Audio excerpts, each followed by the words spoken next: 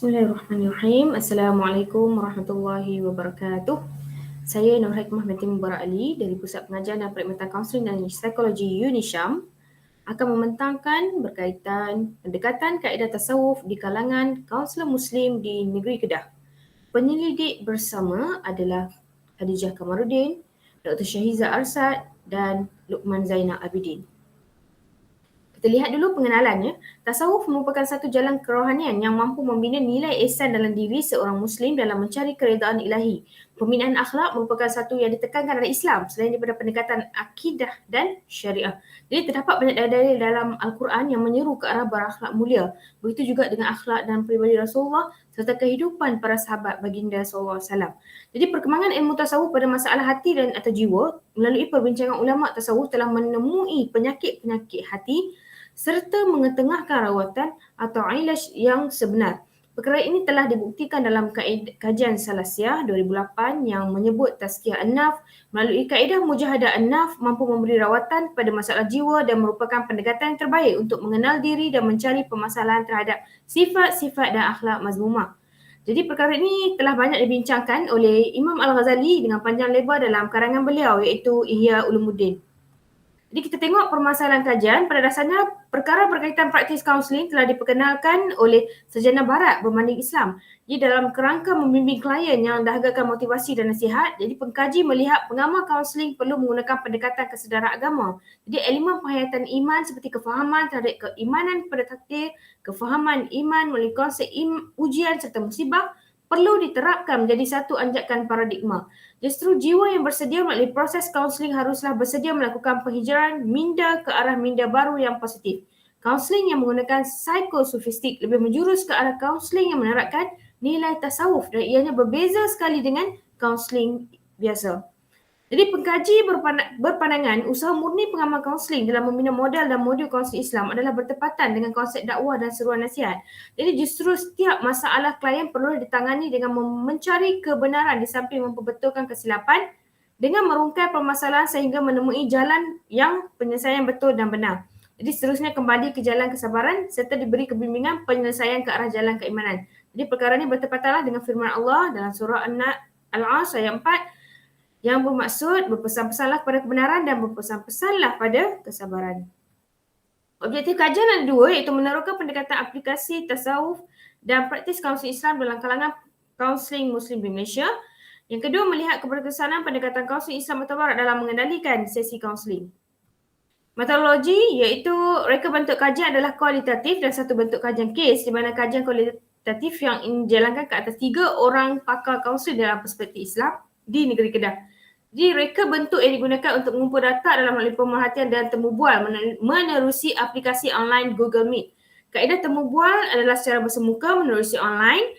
Proses pemerhatian adalah terhadap pengalaman praktis sesi kaunseling dan amalan kaunseling yang dijalankan. Jadi dalam kajian ni, teknik yang utama dalam melalui temu bual ni, kita dapatkan keizinan daripada responden ataupun pakar tersebut.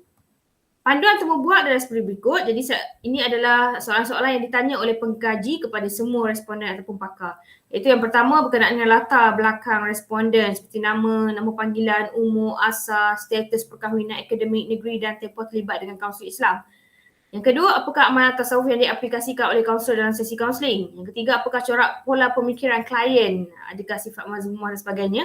Apakah kesan aplikasi tasawuf terhadap individu atau klien? Dan adakah terdapat perubahan pada individu selepas pendekatan tasawuf dilakukan dalam sesi kaunseling? Dan terakhir, analisa data temu bual yang telah dirakam akan ditranskripkan dan digunakan bagi mengukur hasil ujian kualitatif. Data yang diperolehi akan digunakan bagi menjawab semua persoalan dan objektif kajian.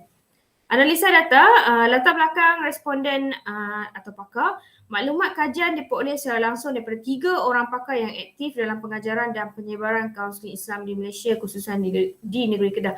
Jadi jika diikut daripada latar belakang responden ni, ketiga-tiganya adalah merupakan pengajar dan mereka sangat aktif dalam menyebarkan ilmu kaunseling Islam di Malaysia khususnya di negeri Kedah. Berikut merupakan pembentukan tema dan subtema. Jika dilihat di sini, ada 3 tema yang telah dibentuk iaitu yang pertama pendekatan tasawuf kaunselor, yang kedua pendekatan rohani dalam sesi kaunseling dan yang ketiga pendekatan kaunseling Islam oleh kaunselor Muslim. Jadi terdapat subtema untuk tema yang pertama ada 5 iaitu dekatkan diri dengan Allah, hati, roh dan jasad atau unsur ghaib, tazkiyah an-nafs, sifat mahmudah dan maqasid syariah. Yang kedua, subtema yang bagi kategori pendekatan rohani dalam sesi kaunseling iaitu tabligh, tadabbur Quran, silaturahim, ilmu dan amalan, keberkesanan amalan kerohanian. Dan yang ketiga, tema yang terakhir mempunyai 6 subtema. Perbezaan kaunseling barat dan kaunseling Islam, jalan dakwah, keistimewaan kaunseling Islam, ganjaran pahala, kerangka kaunseling Islam dan sambutan. Jika dilihat daripada respon ataupun pakar, daripada ketiga-tiga pakar, kita melihat terdapat beberapa subtema yang menjadi kita kata kekerapan yang berlaku seperti subtema keberkesanan amalan kerohanian. Jadi mendapat respon yang baik daripada tiga-tiga pakar dan kerangka kaunseling Islam yang digunakan dilihat sangat baik, mendapat juga respon daripada pakar, ketiga-tiga pakar tersebut.